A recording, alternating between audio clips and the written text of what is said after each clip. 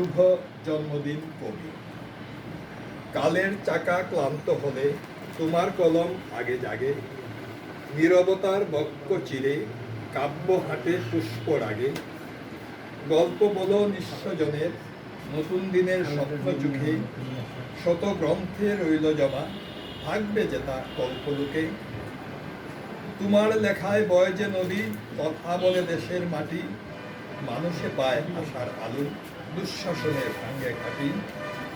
জন্মদিনে সৃষ্টি হবে তোমার অমর কথকতা, প্রার্থনা হোক শুধু এটুক, আসুক নতুন যুগ বারতা।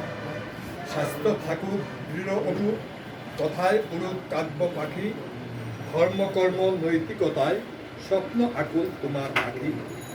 কবি, তোমার জন্মদিনে ফিরে পেলাম কাব্য ভাষা, ভালোবাসায় সিক্ত হব, রইল মনে এটুক আশা।